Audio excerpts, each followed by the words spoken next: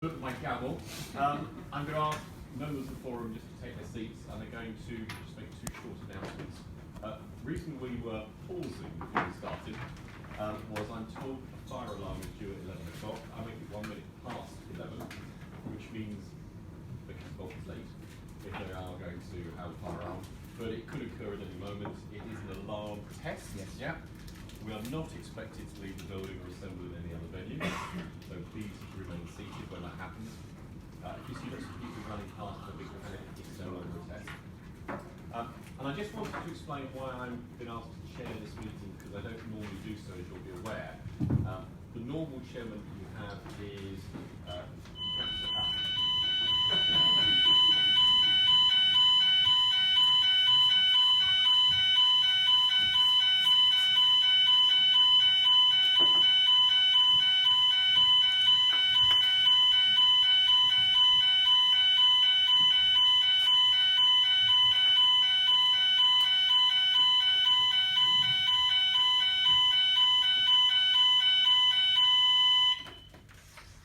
Right, there were no panic-stricken people running past the glass partition, so I assume that was the test.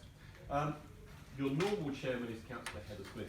Anyone who's been following the situation in Northamptonshire over the last couple of weeks, I suspect virtually every ministry has been, you'll be aware that they have been subject to scrutiny by the Department for what I still call the Department of Communities and Local Government. The report was published earlier than anticipated yesterday. I was told originally to do it today. I had a word with Heather at the beginning of the week, and at that she said that she anticipated when the report was published that she would be resigning, and therefore we needed to find someone who could step in at short notice to chair this meeting. And during that discussion it was suggested that I just step in for today. It also provides the linkage to the leaders group, so if you like there's some continuity, though I see obviously Mayor Davis here as well, who also sits on the leaders group. So on the assumption that's okay, Heather obviously sends her deep regrets that she's not here. She's taken immense pride in the work of the Transport Forum. She's very deeply upset that she can't carry on with this, but obviously I respect what she's done and why she's done it. That will be the subject, I'm sure, of discussions either over coffee or subsequently. But I'd like to personally place on the record on my behalf my really deep appreciation of what she's done from taking this forum from effectively nothing some time ago to where it is today. So maybe you could just note that from certainly myself. Can I just suggest that because there are apparently new faces around the table that other members also won't be familiar with, that we do a very quick round the table in terms of who's who. And if we start maybe with Peter. Hello, Peter Austin from the East Coast Rail Company, Grand Open Network Road Strategy and Planning Director. Dave Hodgson, elected Mayor and Leader of Bedford Borough. Paul Castleman, Cabinet Member for the Borough Council. Paul Lowy, Deputy Cabinet Member, Bucks County Council, Transport. And Bill Sample, I've got two hats on today. I'm the Oxley representative and also the bus operators. Good morning, Ian Byron, Buckinghamshire Thames Valley, Low-Thames Road, Berkshire. Hi, Steve Hayes, Head of Transport, Milton Keynes Council, representing Council Gifford, East Central Lodges. Councillor Yvonne Constance, Oxfordshire County Council, Cabinet Member for Environment, which includes transport. Lucy. Nigel Young, Central Beds Council, Regeneration and Strategic Transport. Angela McPherson, Aylesbury District Council, Deputy Leader, representing Neil Blake, who sends his apologies. And I believe I'm right in saying this is also your first meeting. It is. So we're both on a bit of a learning curve here. Good morning, everyone. Ian Parsons from Highways England. Right, Martin South, I'm leader of Buckinghamshire County Council, and I'm also the current chairman of the Employment Heartlands Leaders Board. Martin Dowell, Programme Director. Steve Moody, President of the Action. Laura Church, Luton Borough Council, and I chair the Transport Officers Group that supports this board. Morning, Nick Jones, Transport Systems Catapult. Warm welcome to everybody, new faces. Great. It's my objective to finish on time. I will move us through the agenda fairly swiftly. If anyone feels we're going too fast or there's an item that we haven't covered sufficiently, please make that known. I do want to ensure everybody has a chance to contribute everything that is required and is said on each item. Otherwise, I'll keep us moving. Can I just also ask people, particularly to my right, because I've got quite a span of people here, if you want to say something, Could you just make sure you sort of wave frantically or tap Martin on the shoulder, because I'm The webcasting was too expensive, but we are looking to. Yeah, so we did a bit of research. Webcasting was prohibitively expensive, and so I'm now just trialling this, where it's essentially we're live feeding it over Twitter, and then it should be available on our website as an archive as well if the meeting if all goes well. So he couldn't run to webcasting, but he could afford an iPhone. I should add, it's my iPhone. We couldn't even afford the iPhone. I'm glad I raised it at the last meeting. I'm very glad you did as well. So, if people are happy with that, I think I don't have anything else to say in terms of introductions.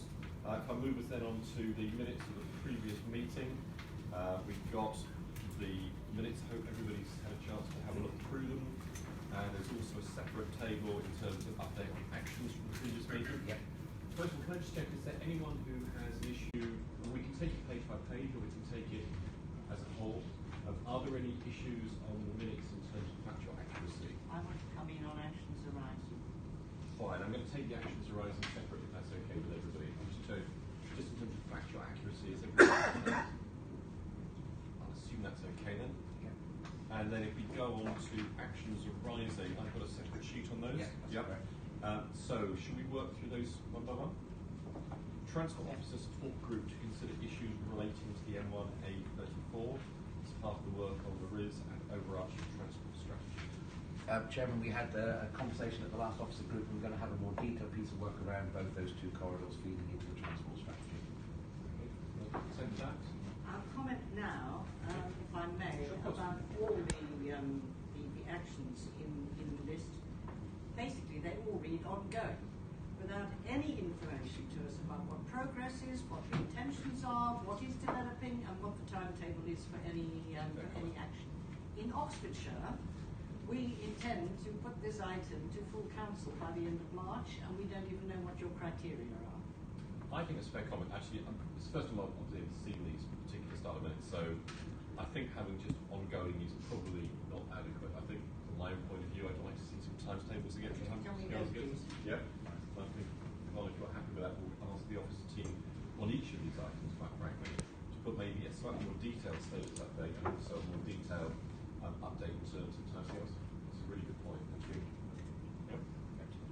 If I take, I'll go through each in terms of equal, right? If there's anything, I will know it. Yep, and maybe, Martin, as we go through these, if you have more information in terms of some timescales, maybe we can actually add those verbally. Phil Southall to facilitate discussion with bus operators across the corridor to establish an operators group. To update on that, that's well advanced. We've now agreed the constitution of that and what that would look like. We're planning to get the running by the 1st of June. 1st of June. 1st of June 2018, yeah. And the chair of that will be the bus operator representative.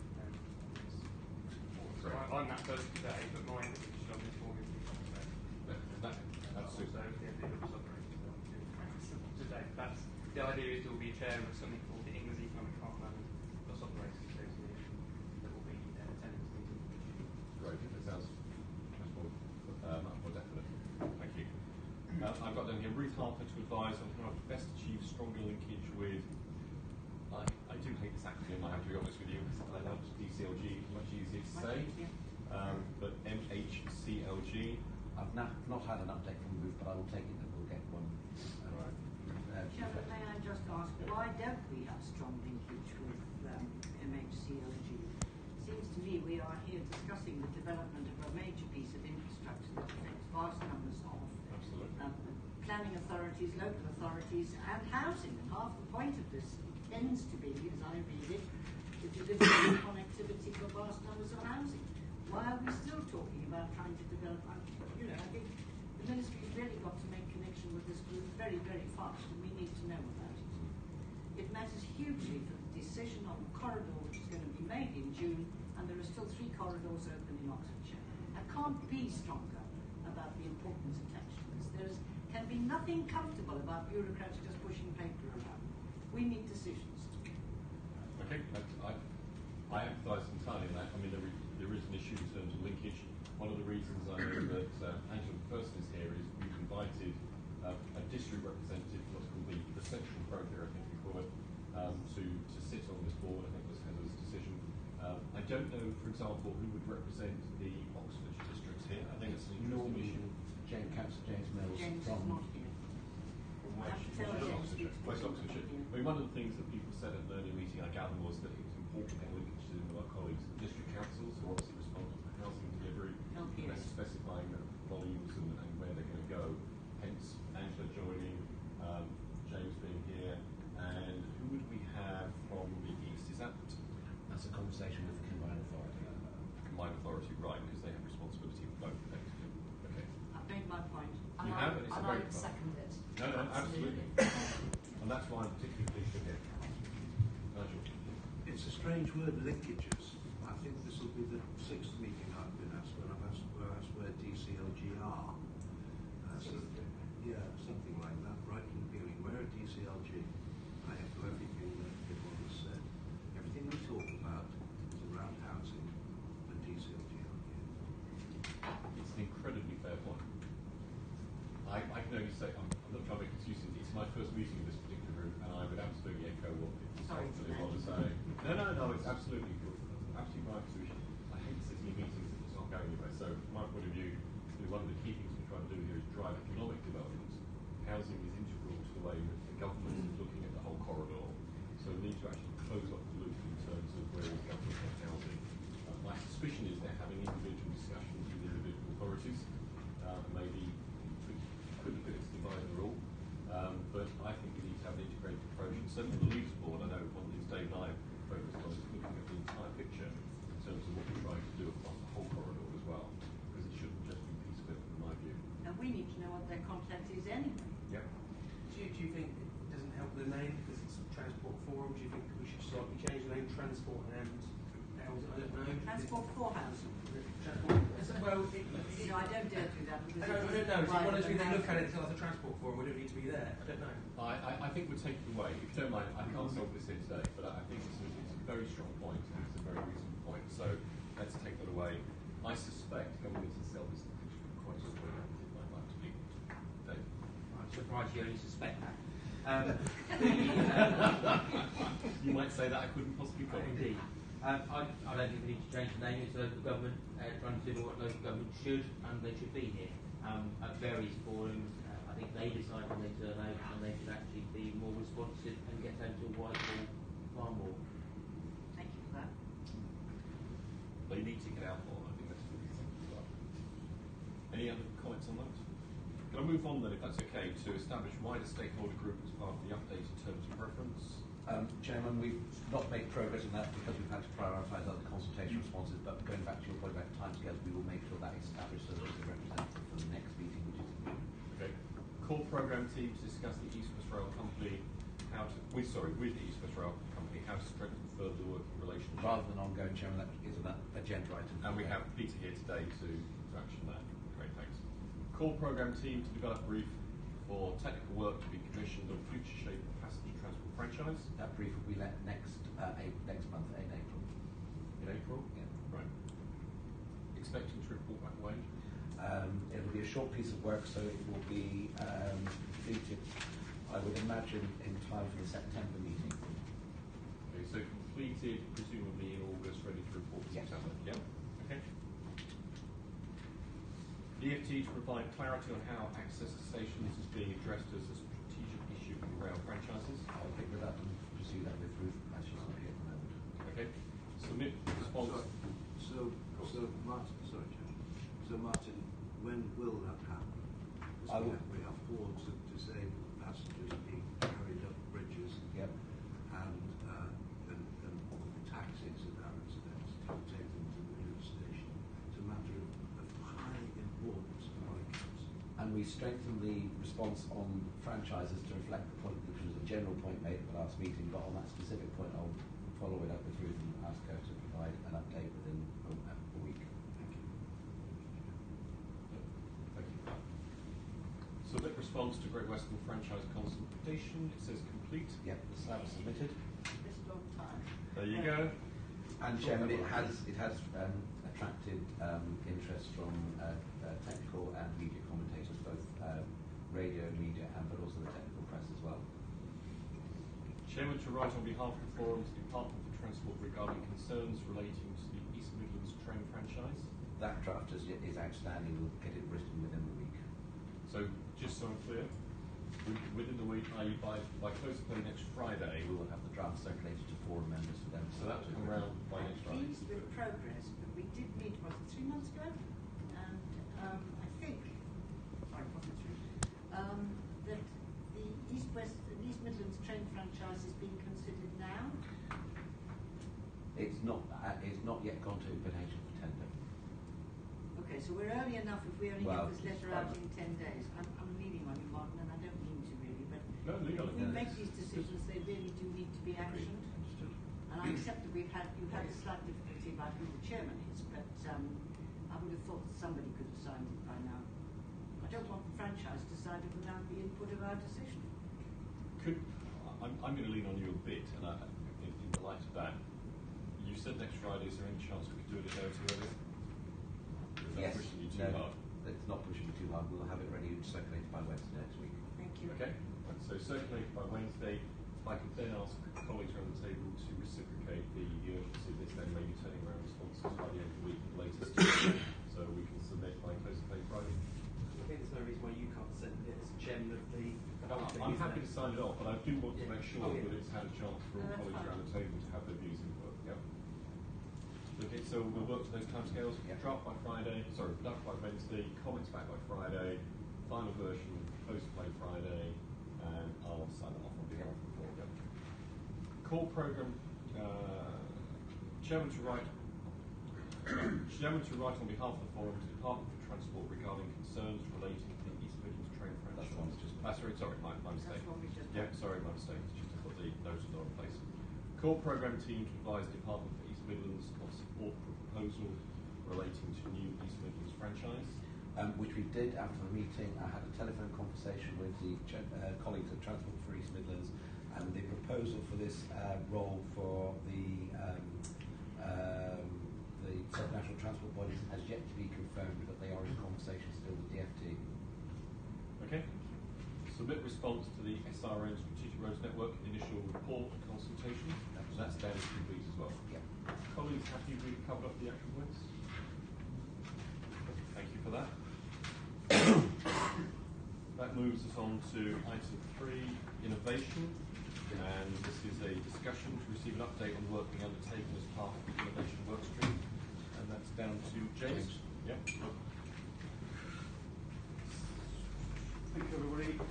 Hello, I'm James. I'm working with Martin on EH to look at how we can use innovation to inform some of the work that we're doing across the ARC. It's a great opportunity to show you some of the things that we've been doing.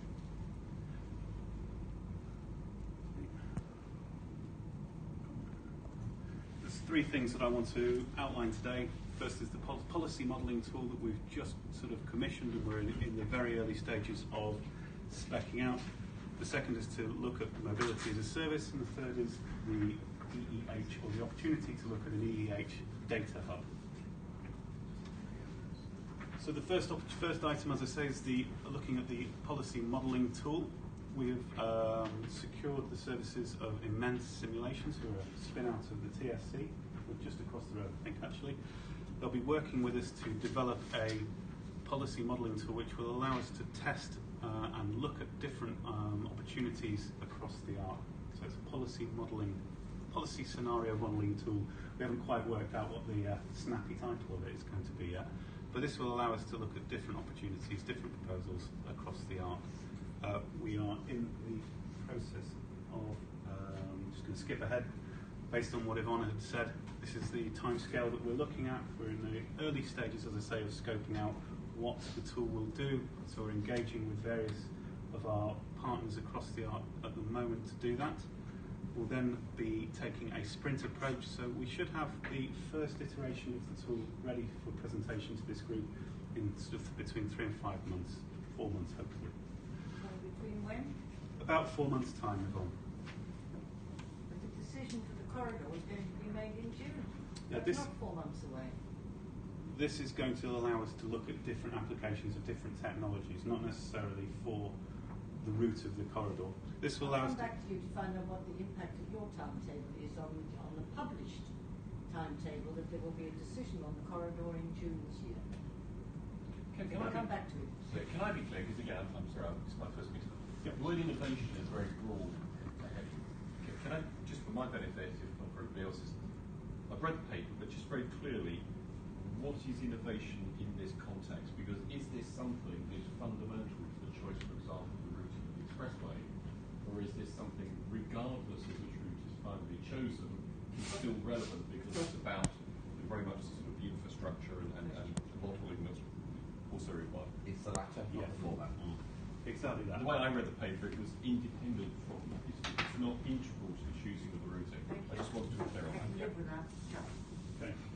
So going back, just to give you a shot of what it is that we're going to be deploying, each of these symbols on the map show different vehicles and different opportunities, or they're what they call an agent-based. This is an agent-based model. Each of these different vehicles show us where cars or buses or modes of transport are on the arc. We can change closed roads, we can look at modelling different junctions, and we can do all of this in real time. We can also do things like looking at what mobility as a service might do to the arc and the demand on the network across the arc. So as Martin has suggested, it is secondary. It's not going to inform where things are going, it's more how we can utilise the network better. Next item is looking at mobility as a service. So we've done various things in phase one. We've completed those. We've started to look, well, all bar the middle one, actually I'm still working on, with input from Transport for West Midlands and Mass Scotland. We've done some supplier engagement, so this is looking at the opportunity to deliver mobility as a service. We've started LTA engagement, so Local Transport Authority engagement, which Nick and his team have facilitated workshops, which was in this room a few months ago. We will be moving on to look at the resource audit and how we can better share data to support mobility as a service being rolled out across the arc. Both Oxford and Cambridge have been contacted in the last couple of months by the mass provider that's working with Transport for West Midlands, saying that they're keen to come and roll out this service in our authorities. So it's really working with them to make sure they're picking up rural transport and to be operating in a way that supports our transport goals. Can I be really dumb? I'm sorry to do this because I'm sure everyone else understands it better than I do.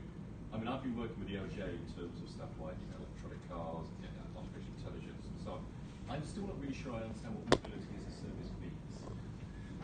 Could you just give me a couple of examples of what this would mean in the real world to real people?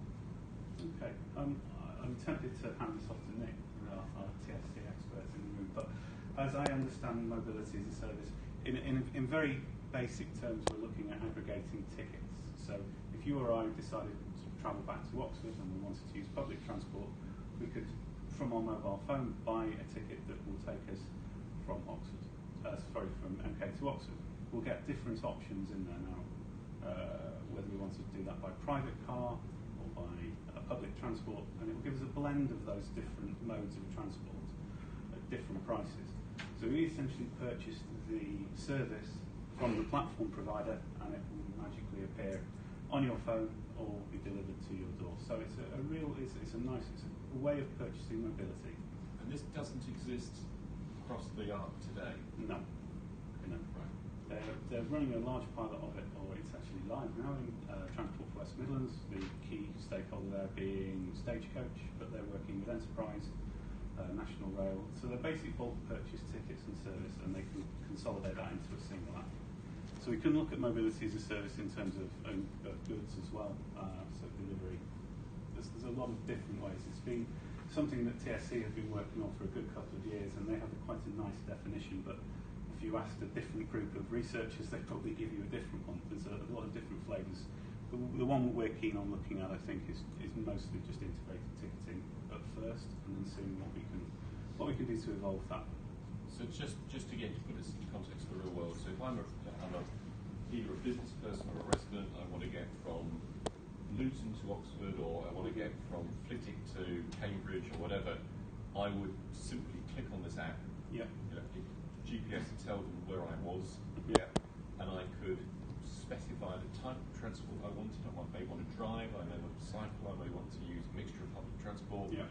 And it would give me the options in terms of how to do it and the ticketing Yes. Be done as an integral part of that. Yeah, would appear on your phone. Yeah. Okay. So you can get onto your bus, you can hire your bike, you can take the train. The idea is that trying to get away from car ownership, so that you just buy your mobility on a monthly basis as you do your train ticket, but you are buying what you need. So is that a bus to get to the train station with the train fare included? So it's a whole package. Okay, I've got that now. Right. Sorry about that. Big part of that is DRT, which is demand responsive transport, which is a piece that various of the companies across the ARC are working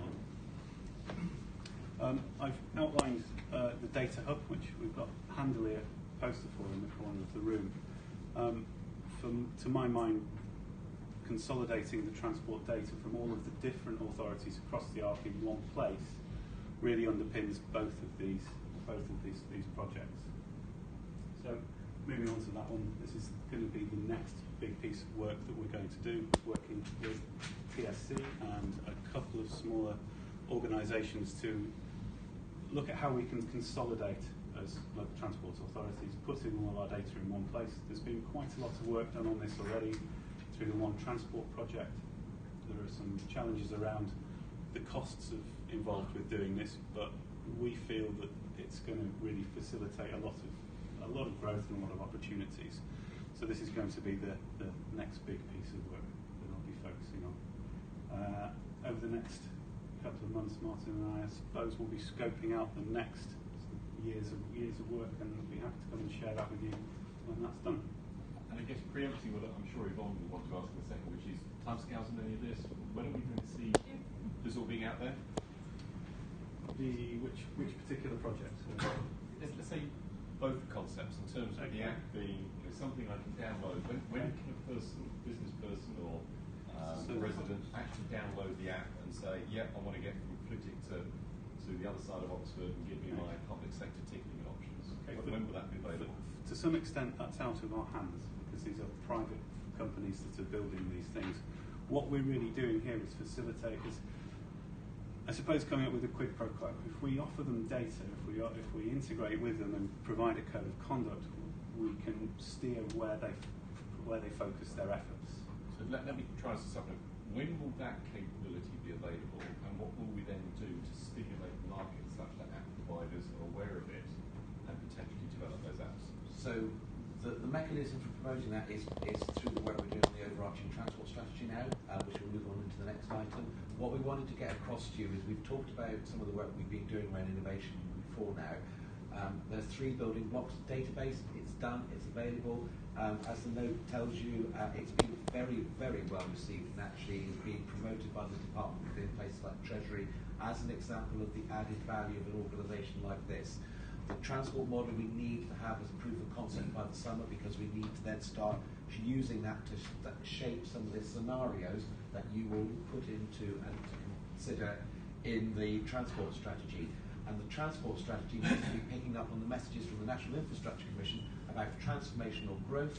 And the transformational growth comes partly from investment in major infrastructure like East West Rail, the Expressway, and the major road network, but it's also partly a reflection that society's expectations are, like Nick was saying, you pay a monthly fee for your access to mobile services. Mobility services is about paying a monthly access to get transport, and to be able to encourage the developers to do that, having access to data is the mechanism. So the data hub, getting that up and running during the course of this year, coupled with messages about direction of travel in the transport strategy, working with our partners at the Catapult, we can stimulate the developers and the SMEs to actually start to look at this in more detail. Plus, as you know, Chair, we've got a relationship with London where we said we also want to learn and build upon the experience from London as part of that process. It's similar to Manchester. Is it smart city they call it, or something like that? It's a similar sort of thing, isn't it? So it's not new, but we're looking at doing it in a bigger area by saying it's and across more travel options. Yeah. So I saw that. Smart cities plus trains. Yeah.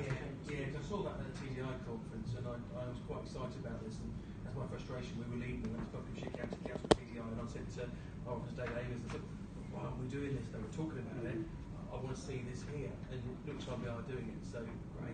We're certainly getting there. I mean, I think there's a lot of learning to be gained from talking to Transport for West Midlands, who, as I say, are doing this now in a more limited area. But yeah, I feel like there's a great opportunity to link these great centres up. And, Just make a couple of points on this and both on the innovation point and on the service. These are hugely complex issues that we're trying to deal with. The WIM example in the West Midlands region, the National Express West Midlands, is about persuading organisations to give mobility and service organisation their travel to sell at whatever rate they want to sell at. And it's basically aggregating it to almost become a subscription service. And one of the key points we need to make about this is that KPMG, for example, has done some research and said that only the top 20 wealthiest people are going to be able to take advantage of the mobility service generally. So we shouldn't lose sight of the fact that we should most definitely innovate, we should most definitely explore these things. We should not lose sight of the outcomes that local authorities are trying to achieve, both in terms of transport, social inclusion, that sort of thing. And as we move to autonomous vehicles and that sort of thing, and there's going to be all sorts of things about where does the owner have to invest in the time. At the moment, we all buy cars and transport buses, etc. In time, that's got to flip over to an organisation trying to bring all these things together. So the commerciality of the offering is going to become an issue. So we should just keep that in sight about outcomes to allow local authorities to achieve their objectives, not get too hung up on the technology. We absolutely must look at it, but we must see it as an evolution not as a revolution.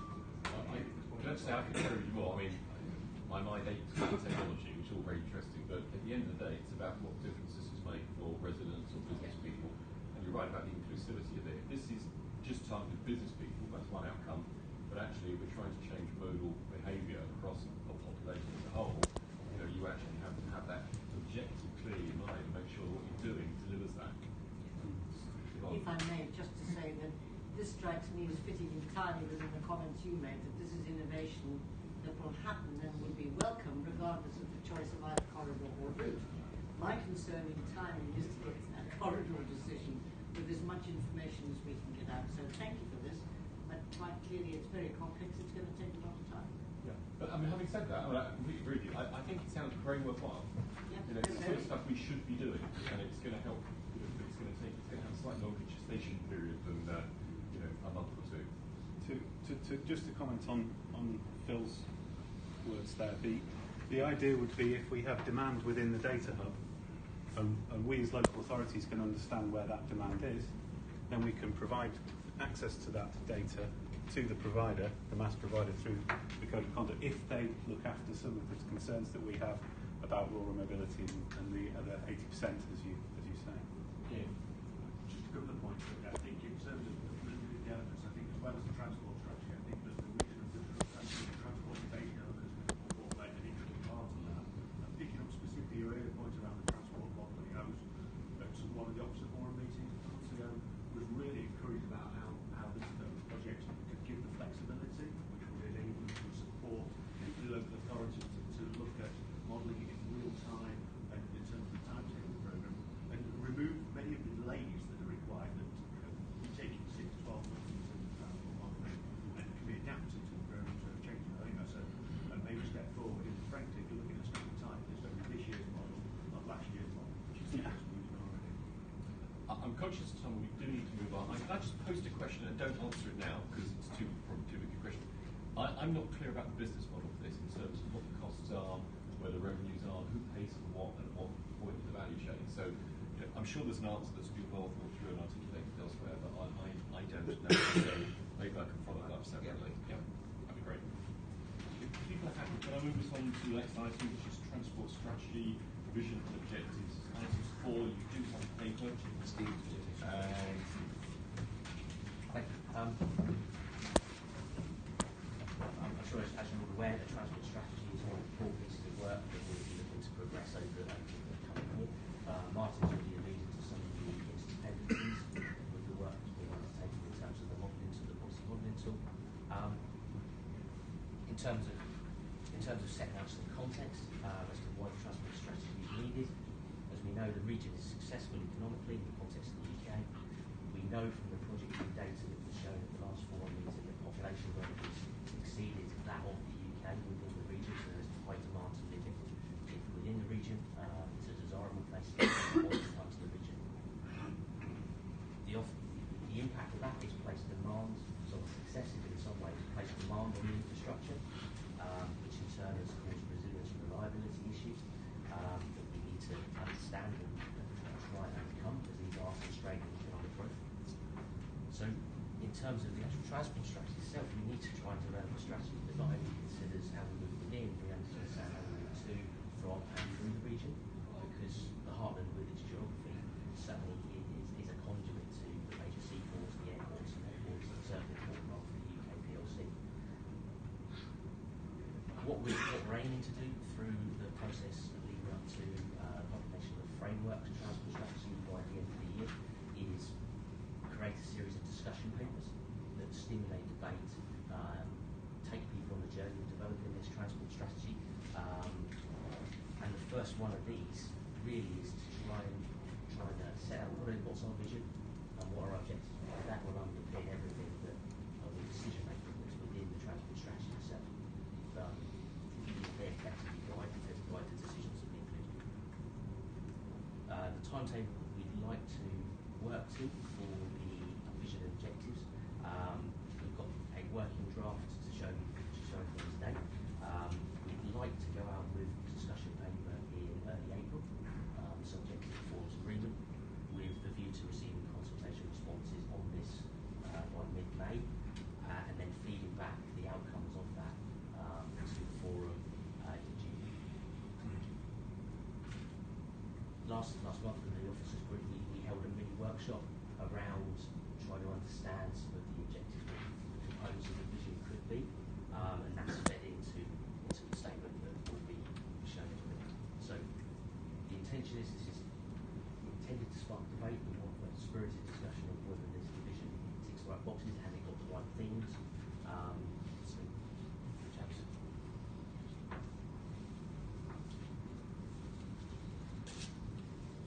Is that okay to let people read it and digest it, and we'd like to read it out?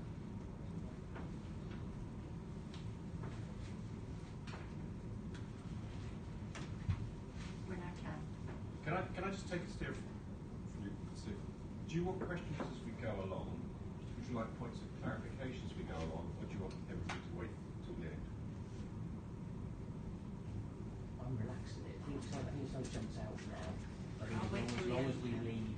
I'm just very conscious. I'm not trying to stop you. I am conscious of time, but secondly, I know what these things are like. When people come in, we end up never getting to the end of a presentation. I'm completely relaxed about how we do it, but maybe if you take us, I don't know how many slides you've got, but if you take us to the end of what you've got to do, and then we'll open it up for debate. Yeah, but I think we can move through this with some pace. Okay, so from the vision statement there, we looked to try and discuss what the objectives could be. Within that, we use 7 themes to help try to guide the discussion. Whether the accessibility, high quality, connectivity were key issues, capacity, reliability, reliance on the resilience of the network, also considered to be important. We need to encourage development, but we need to also understand how we look after and manage the urban and rural environments within that. And the intent to try and promote sustainable modes of transport where we can within that. So out of it, the 3 broad themes came out. The objectives were framed under the economy, the environment, and actually the user. So from an economic perspective, the draft work in progress objectives we'd like to discuss about are really framed about unlocking housing and job growth through phased investment in infrastructure and innovation, about how we can use our existing assets smarter and locate development intelligently. We want to try and stimulate innovative and creative business. Can I just stop? We do have all of this in the paper. I mean, I'm assuming colleagues have read the paper, and we conduct. So rather than reading each bullet point out, maybe you just take us in terms of the key themes on each, and then maybe we can open up for discussion. Yeah. So yeah, again, so from the second point down, the intent intent there is to create a transport strategy that supports the entrepreneurs in the region, looks to businesses to feel we need to try and create that environment for them. Yeah, environment. Quite bold. Let's start with around can we move towards zero carbon.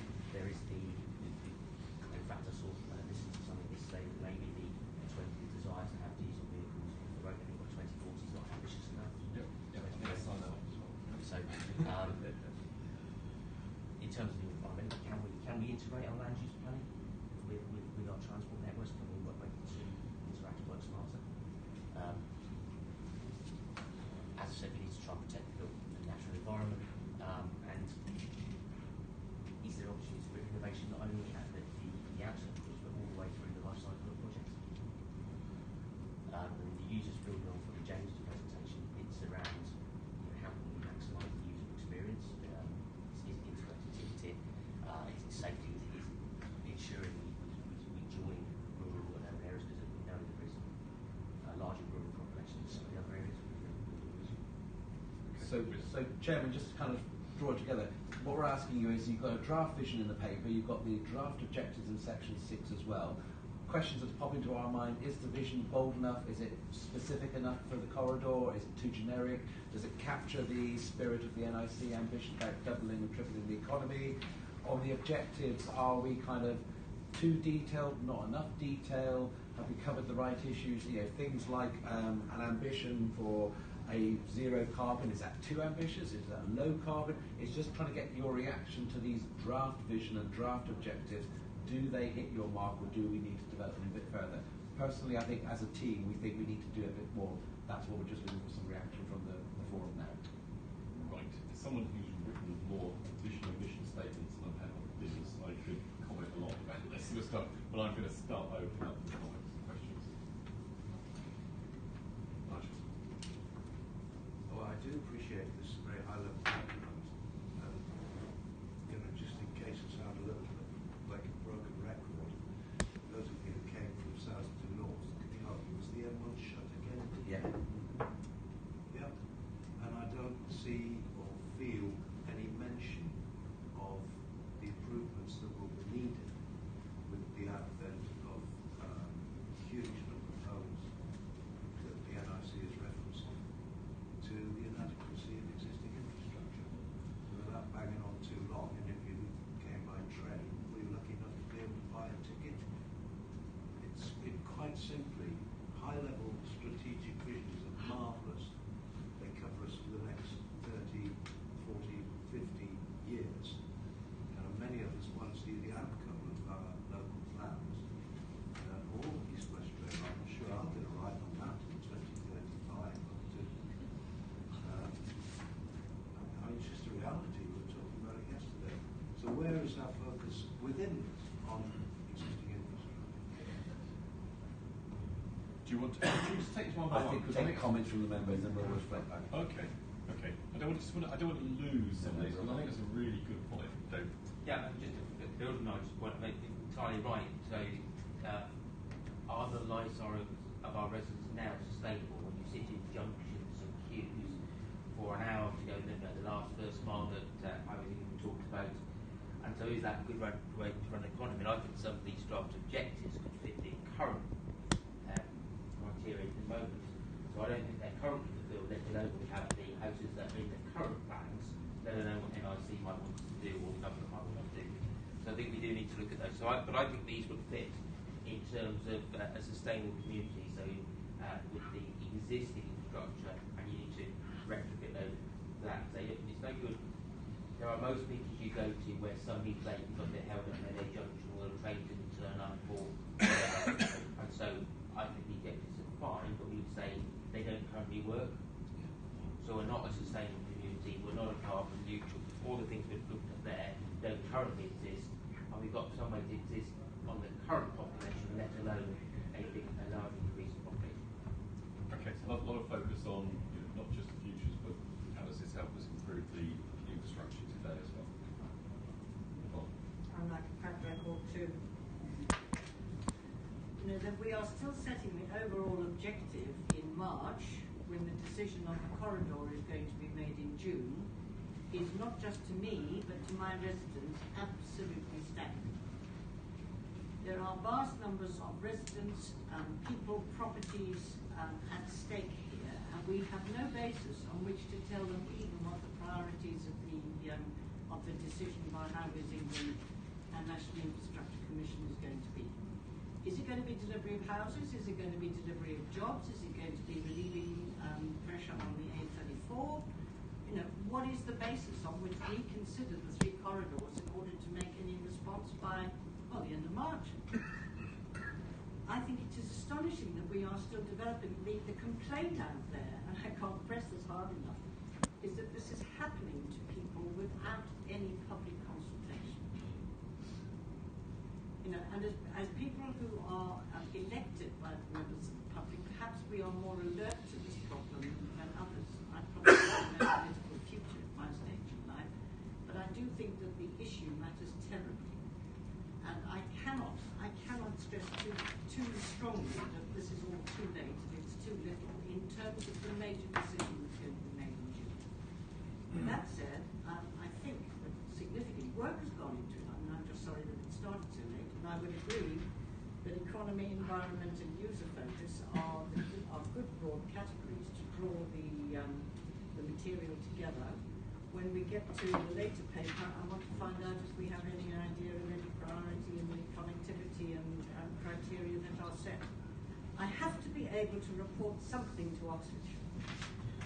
Chairman, if I might, we're going to cover a series of linked papers after this item around the major road network, the expressway and the connectivity study, which hopefully will try and pull some of that together. Like Nigel, I'm a broken record, track record.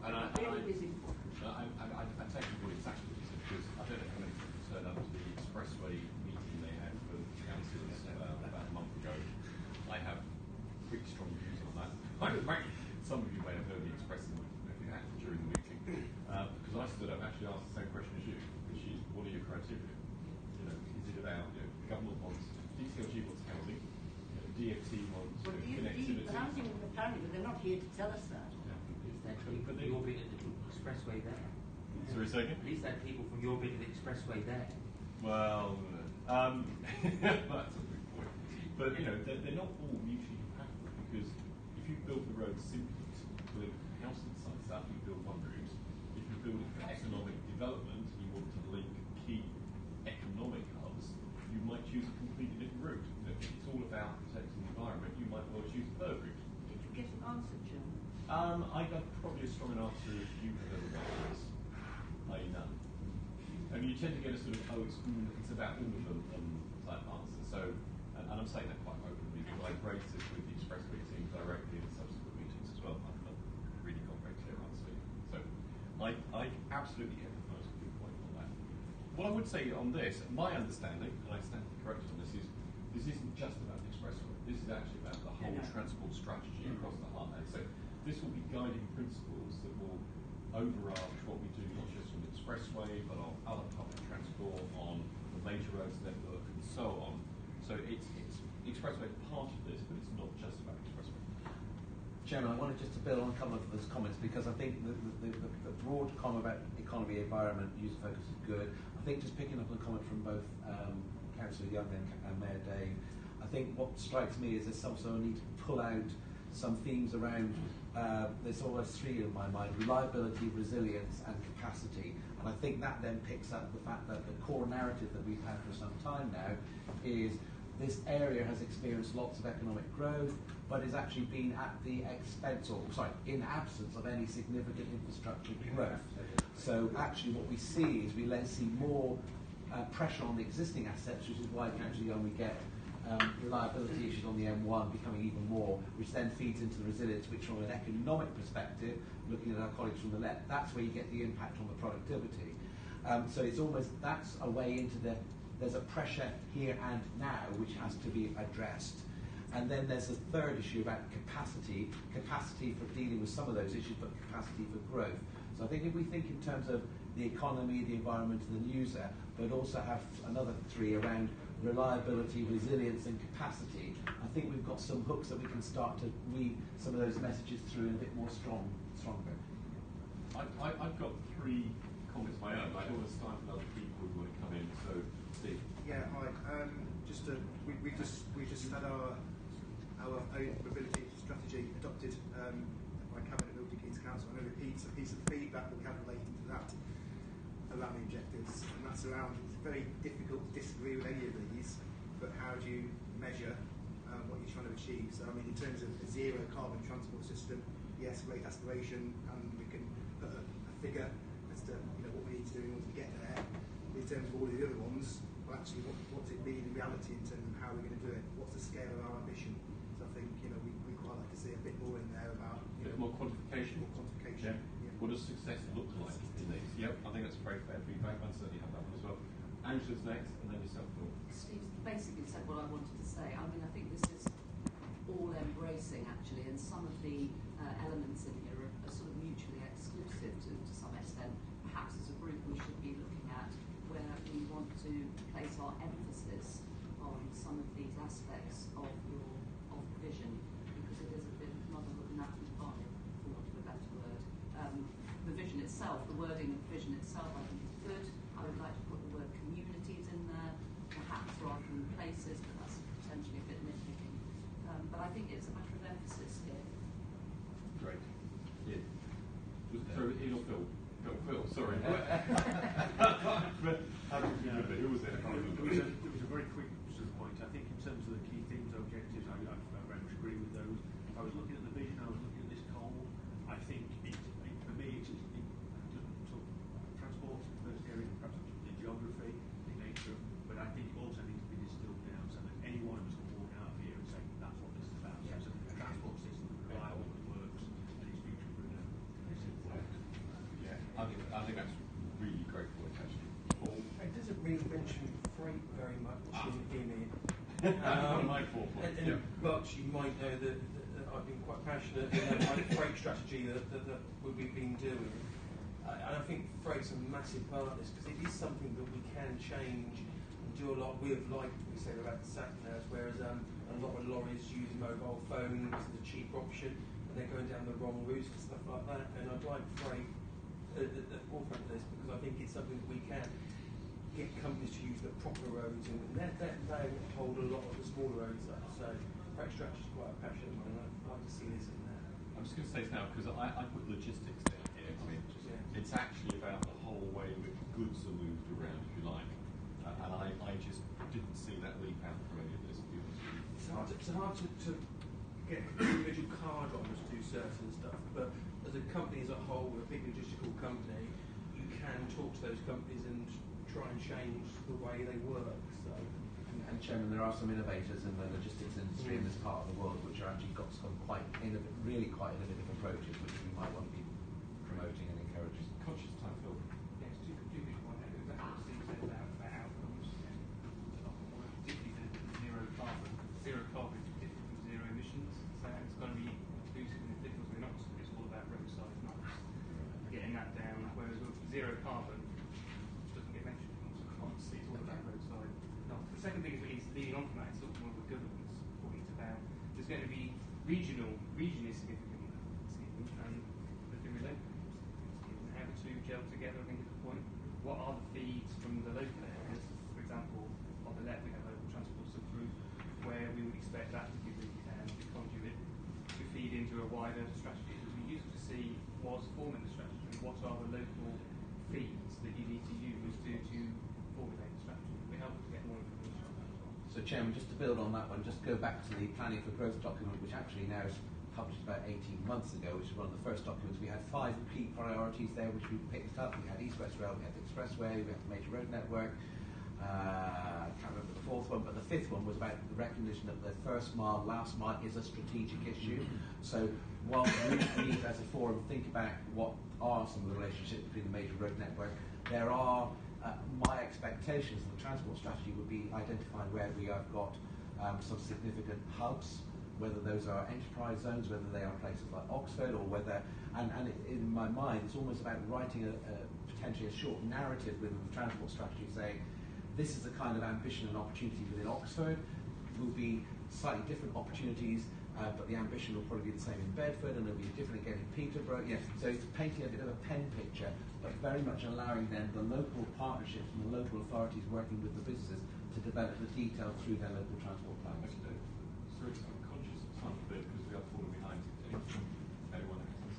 I've picked up the inadequacy of the existing infrastructure, the need to quantify more the issue of the sort of relationship between the local and the overall strategic picture, the importance of, I call it logistics, if that's okay, but it encompasses the HGVs and lorries. I just had a couple of points as well, which I could use for about inclusivity. The issue that actually it's not just transport for the few, it's actually transport for the many, if I can use that horrible phrase. And also the linkages to the global hubs, because if we're talking about the corridor as a whole, it's not an island, it's actually got to have linkages in economic terms to the global hubs, be they Luton Airport, Heathrow, East Midlands, West Midlands, and so on. So it's how business and people then permeate from that internationally in terms of the global economy. So I just offer those as my own comments. Chairman, I hate to say, but your inclusion of the idea of inclusivity made me read it again. And at the moment, this vision is limited, focused on productive people. What about all those who don't walk, can't ride? We've actually got to find a better word than that. I hadn't noticed it before. But inclusivity actually means available for everybody, including the community. That's very much what I was trying to get to. Thank you very much for that. Are you happy we move on? I'm sorry to rush in, but I'm conscious of time. Chairman, can I, and I'll be really brief. There's another thing missing in this, and it's the word pace. I mean, I suppose I've known for a long while, but I was shocked to hear that we're not going to look at the A1 and start working on that till 2030, which is way outside of timescales for our emerging plan. So pace is missing, and there also doesn't seem to be any real linkage with an issue we all recognise, which is talking to Network Rail. So everything we do is going to be hindered by Network Rail. We can't get across their railway lines. And if we want to build an RFI, we have to talk to them for 10 years and negotiate them down from 50 million of government money from a different department in order to improve our economy. So I'm sorry to come back for a second time, but our objectives are fine within the context of the conversation we had. Where's the pace? And where's the understanding of how long it's going to take government to fix some of that infrastructure? Can I catch that? I'm sorry to rush, it's just, I'm conscious we're about an hour in and we've got quite a lot still to cover, and there's two really meaty topics coming up. But if you're okay, we'll capture the issue of pace as well. Can I move this on to item 5, strategic investment in roads?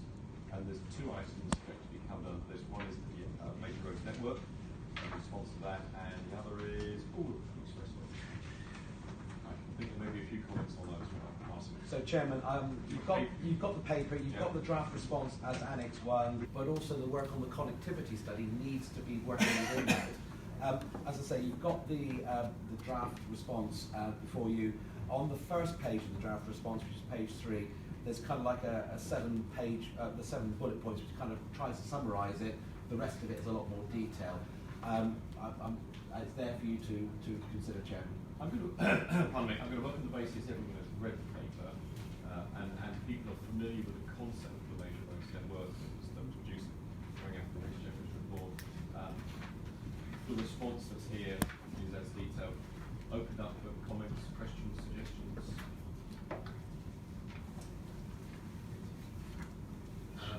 Really supportive of it, Chairman. Interestingly, I went across to a newly formed East of England Transport Forum, and it was quite interesting that this forum, in my view, it is very, very much more advanced. Now, I'm aware that Martin went over first, and I almost wish you were going for all of them, Martin, because you would lead them forward at a far quicker pace than I feel they're currently enjoying. So here's my point. It does focus your mind on the number of linkages that run straight into Norfolk, Suffolk, that we sadly are tending to overlook. I mean, for instance, they were pressing for the Oxford-Cambridge Expressway to continue to such places as Norfolk and Suffolk, to Ipswich, Norwich and Ipswich, and East West Rail, they felt it would be rather nice if we went to Ipswich. Well, of course, the original objective behind East West Rail was that it went to Felixstowe, where it would then act as a freight route right across from Oxford to Felixstowe. So the major road network is something that interests me hugely, but I think we have to give wide consideration to neighbours that touch us but are a little bit behind us in that big way. I mean, again, for anybody's watching, I'm just conscious not everybody will be familiar with this, but the idea is that it's not just about the big strategic routes. Every major journey begins and ends on a local road somewhere, and this is about identifying some of those key roads to join and exit from the strategic roads network. And Chairman, just as a matter of record, I think we've mentioned it here before, and I think you've had a conversation as leaders group. There's an open invitation to work with Norfolk and Suffolk, both politically and at officer level. And indeed, we've made the point and I have regular conversations with the officers at Norfolk and Suffolk for exactly the reason. I'm very mindful, having been involved with East West Rail for more years than I care to remember, about Ipswich leadership. And we need to remember that whilst Peter is and the East West Rail Company, we're going to be delivering from Oxford to Cambridge as a consortium. It's also got an eastern section which reaches into Norfolk and Suffolk, and we have members who are in Norfolk and Suffolk. And likewise, if you go back to the NIC report, it talks very much about the central section, if you like, between Oxford and Cambridge, but recognising, as it does, that there's a linkage from the east coast through the kind of the heartland area, indeed onto Swindon and onto the West Country and South Wales. Yeah, it becomes almost like a cross, not just cross corridor, but cross UK corridor. It's really important, I think, especially from our point of view in Bucks, because I do liken us to Belgium a little bit, where we seem to be we do sit in the middle, and we've got these motorways and stuff that go on our edges and everywhere, but we need desperately for a major road in work, and we desperately need it. Supported entirely, actually. Fits rather well with the response we've made in Oxfordshire. I would just like to emphasise your Paris 260 under defining the MRN, where you state the importance, the fundamental alignment of the MRN is that it should fit the overarching transport scheme. Yeah. We're very conscious A420 has got included, other important roads haven't. And if you tested them against their importance in connecting with the expressway, for instance, the A420 is going to take vastly more traffic because it will be attracted onto the A420 as the fast route through to the expressway, and nobody's even considered that. Okay, thank you. Chairman, as a core team, we have, and of course the expressway could well change some of this, as you say. Can I, again, I'm not trying to stop anyone contributing, if I can just, in the interest of time, move us on from that to the second item, which I think may also attract some interest. Chairman, just to be clear, are members content with the draft response? Because it needs to go in line. That's what I was picking up again, there's lots of agreement. Yeah. Chairman, very brief introduction on the expressway to say it gives me no pleasure to say I'm not at all happy with how things are going. I'm getting increasingly concerned. In terms of the recommendations, there's a couple there about expressing concern. You might say, who do you want to express concern to? My suggestion is you should be expressing your concern directly to the Department for Transport now, rather than Highways England, because at the end of the day, it's the Department for Transport that is engaging this. Things that are worrying me, we've as a forum consistently said you need to understand how the expressway will fit in to the connections to the rest of the network, because if you choose a particular corridor, you will have a certain cost, and actually if you have another option, you may have a different cost, and you need to look at it in the round. The other thing that we've been kind of banging on about is not just about east-west connectivity, and I'm mindful of Mayor Dave's comment at the members forum about actually part of this corridor, which actually goes across all the way across to the M11, is the A1M, and we know there's a strategic study there where there is an outstanding action to come through. I don't know whether Ian, you're able to give an update on where they are with the timetable for some of those work, but Simon has been saying it's due at some point, some of these reports. So I think the report very consciously, we haven't said one corridor is better than the other, because actually I don't think we've got the evidence. Actually, we have been, based upon this forum's position, been saying we need to move forward with the connectivity study at some pace to start feeding into it, not to slow down the expressway, but to at least have that connection, which is why you've got the third paper. But I think my advice to you is we need to start putting some of this a little bit more explicitly on the DFT's table, because I'm frankly getting fed up of keep saying the same message and I'm not necessarily seeing much reaction. I've got Mayor David to come in. Is this under Tricia Hayes? This is under Tricia Hayes, yes. Okay. So I'm disappointed with the map again, because it only shows a small section. I raised that at the members forum. It is Oxford to Cambridge. We don't seem to do that. I think the route from the junction 13, the M1, going through to Black Cat is there. I suspect it's there. I hope to confirm that. But from Black Cat to Captain Kiewit, I thought it was less contentious than the bit in the middle here. And we have seen the delays as we discovered that the A1 and the 428 cross over. And I thought it's an area we could press on with much quicker than we are doing. And there seems to be delays within at every stage. I've raised that with other things, but I'm particularly raised it that we seem to be delaying because we now discovered that they cross over the two roads. Right. So I agree with Martin. Yeah, Both are. I think we're all going to be violently agreeing with each other on this, which is right, unless anyone's going to say they're doing a fantastic job so far. Call me cynical, but going back to what one said earlier on about DCLG, I mean, this, from the government's point of view, is absolutely nothing to do with connectivity apart from connecting houses. And that is their complete attitude. And the Secretary of State said that himself, basically, when I asked him what he thinks his thoughts on the route, he just started talking about houses and it seems a bit lip service to me, because I think the government know already where they're going to go with it, and it's frustrating.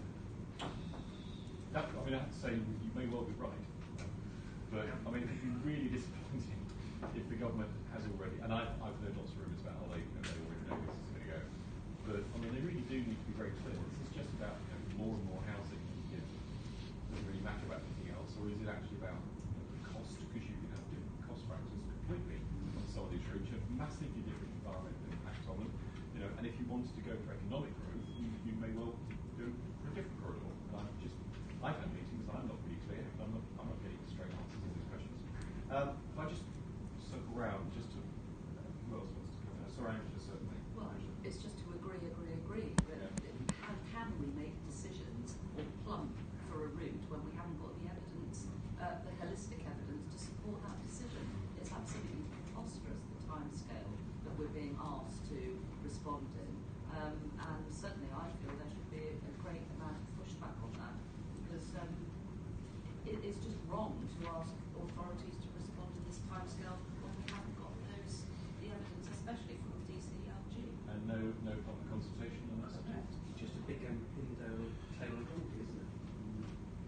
That's an interesting analogy. My mind is slightly boggling at that one. I don't want to stop anyone else coming in. Just looking around. I mean, I think if I'm picking up the vibes in the room correctly, I think we're all frustrated by this. I think we're disappointed, if I can summarise it in that terms, in terms of the effective engagement with local authorities around the table and with communities that we represent, and quite frankly, understanding clearly what criteria are going to be used by government to actually select this route, which is relatively imminent. So, I mean, I'm more than happy to write to Tricia, and I know Tricia quite well, but I'm sure we'll make our individual representations as well. Chairman, if I might just build upon your suggestion and maybe just suggest a way forward, because I think this is such a sensitive issue politically that my suggestion is we need to put a draft around members of the forum so that you can make sure it picks up the points you want. My suggestion, Chairman, is that we'll commit to get that ready before Easter, because we've been asked to supply responses back to Highways England by the 12th of April. So if we get it to you by the end of this calendar month, the end of March, you've got the ability to look at it. And I know some local authorities may well be taking it through their political process as well.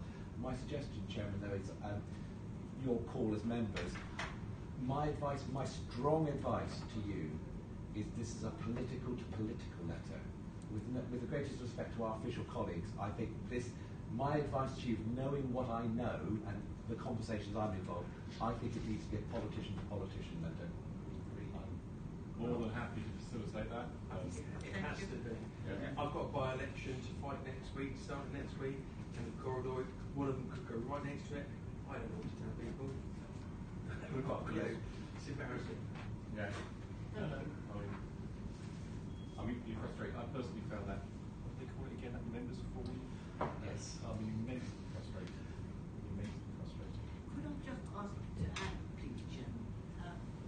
We're not asking for a complete statement of the evidence. No. The point you make, sir, is that you need to understand the criteria. If they've made up their minds that they want to go for housing, it does indicate one route. Costs allowing and technical bits allowing.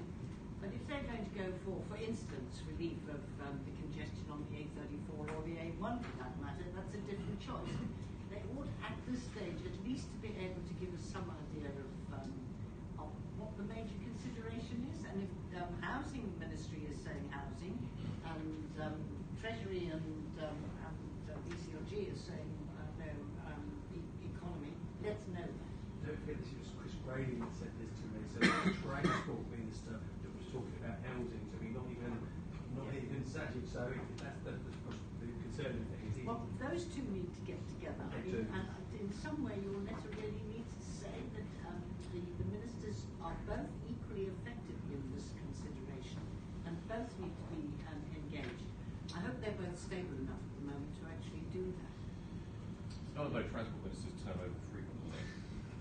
So, just quickly, Chairman, isn't it interesting that my point about existing infrastructure, that here are the government building a road from east to west, and there are parts of this route, because I met with the expressway guys, they came to see us, and we didn't really have much of a conversation about how you got to the A5, Little Brick Hill, and then we had a long conversation about how you got from Little Brick Hill, which is just south of Milton Keynes where we're sitting, to junction 13, and then we made an assumption that it was going to go down the 421, so we had a conversation about where was it going to go from there, and how is that going to fit with the existing timescales of realigning the A1 if you needed to, building a new route to Caxton Gibbet, silly because that's already funded and going ahead at some point in time. And none of that conversation said, do we really need this when we can't move north or south at all? We actually, in most parts, have adequate but not good enough linkages. And their view is, how do we speed things up? Well, they don't need to do anything much to the 421. They need to fix the access points on the 421, which are junction 13 and the Black Cat. So, what's the big deal here? This isn't a brand new road on stilts running from Oxford with parachute off points at new junctions. This is using the existing network and upgrading it, but without regard for the linkages on the north-south. again, I don't want to stop discussion. I think we're all expressing the same sort of frustration, certainly the north-south linkages is something I keep moving on, and also the importance of assessing, if you are about housing, the impact on the existing towns that lie on this route, because if you put a new city somewhere, you could devastate a nearby town that may be struggling at the moment. So we need to understand enough of this. Sorry, Ian, I think I just saw your hand. Yeah, just quickly, I think it would be wrong if I didn't say something for this debate moving on. The case for defence, please. Thank you. What I'm going to say, I understand the Express team has been very active, and by the conversations I'm hearing, they've been meeting people who might not be getting the results that We've had one meeting at our request. Right, I understand there was a strategy group meeting on Monday, which Martin was at, which these issues in the paper were discussed. Yes, and I have to say, if you ask me, that's why I'm saying to this group, I am not confident that the messages are being, they might be being heard, but they're not being addressed. And I've made that very clear, not just to Highways England, but to senior officials within the DfT Strategic Roads team. And there comes a point where I can't defend to this forum what is not happening. And in separate meetings, I think we've had Highways England come to Council and I've brief. Not the act, maybe the. I don't want to overstress this, but it's a HS2. Not to be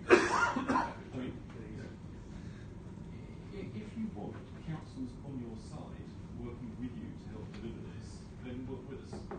If you want to stir up almost an HS2 style anti-campaign, we will find ourselves much along with, then probably carry what you are.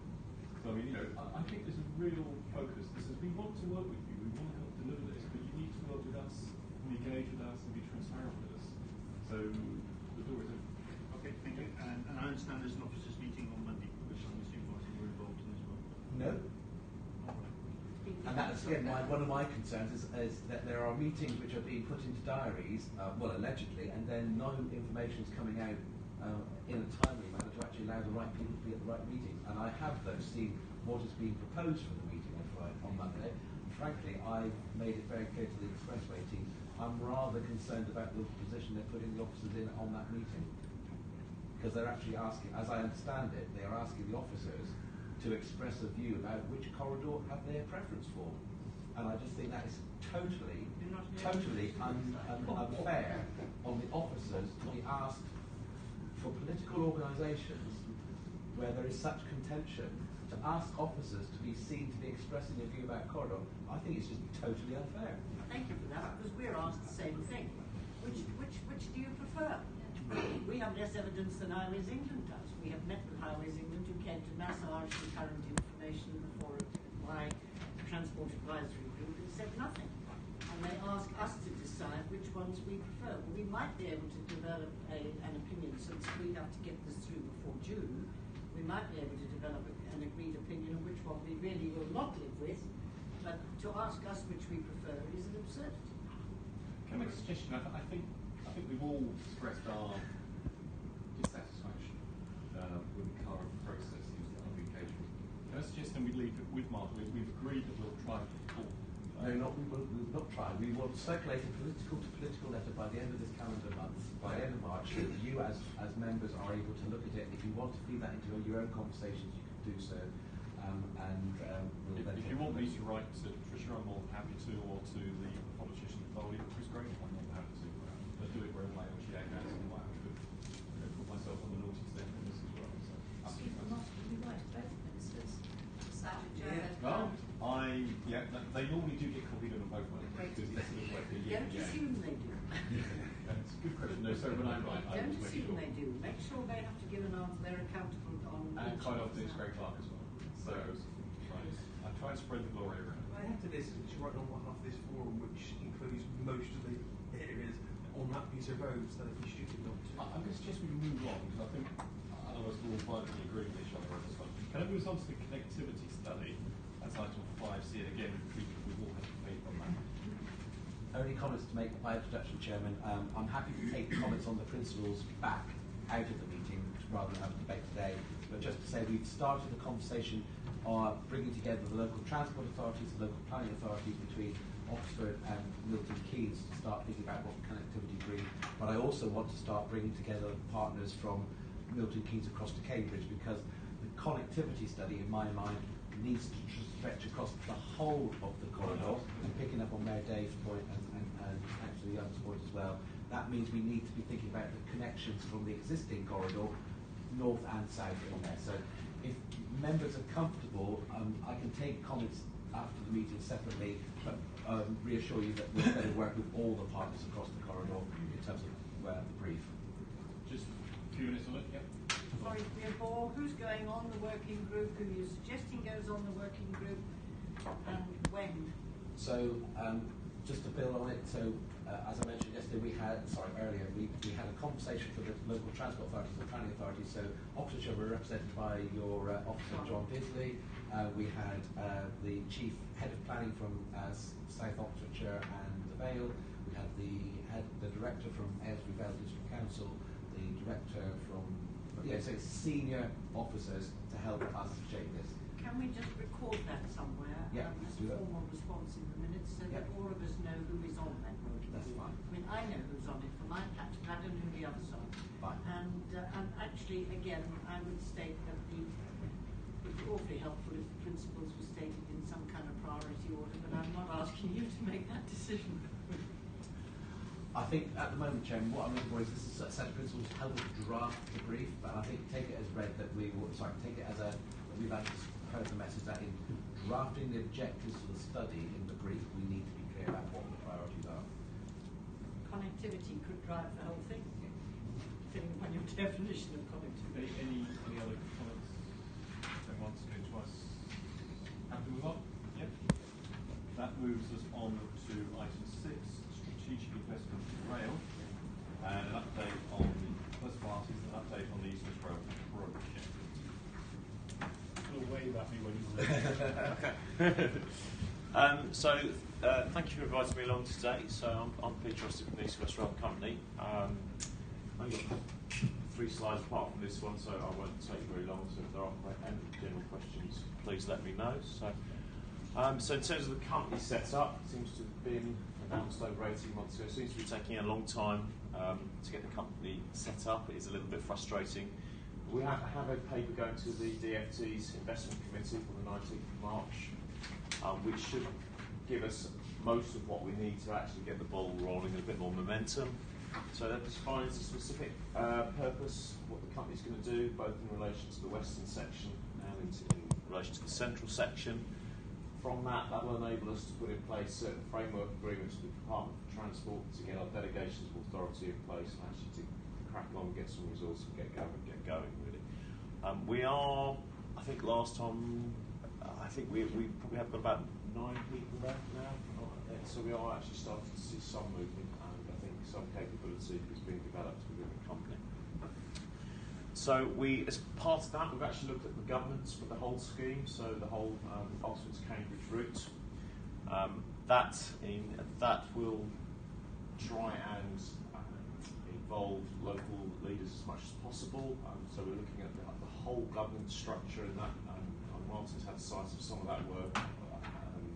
We're trying to get some feed into that as well, and I think that it's trying to get a better grip on the project, getting more transparency as a project, and gets some momentum behind it as well. More transparency and I think greater involvement, and enables us to be a bit more of a intrusive client, I think, than the Department for Transport has been in the past. So I've talked about mobilisation a little bit, the recruitment that's going on.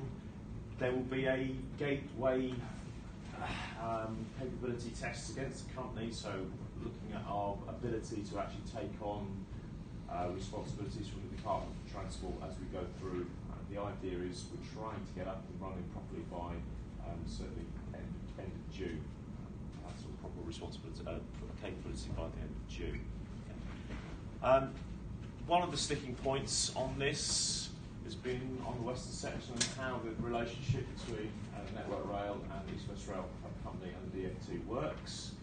I think it says there the subject's going to ongoing discussions with Network Rail. There's quite a promising meeting yesterday actually with the Department for Transport, Secretary of State and East West Rail Co. That was very positive actually. So what it sees East West Rail Company taking on the roles of the client from the DfT for control period 6 activities. What's really underpinned this and where some of the difficulties stem from are Network Rail has accounting officer responsibilities, and it would be wrong, and Network Rail quite rightly objected to East West Rail Co coming in and being able to perhaps dictate or more than influence, have certain degrees of control when Network Rail was ultimately accountable for the delivery under control period 6. So DfT remains a strategic sponsor. Our role for the CP6 will be to look at the overall project budget. Control period 6 doesn't start until April 9. Of course, many of the decisions that affect control period 6 are being undertaken now, so it is an active involvement now.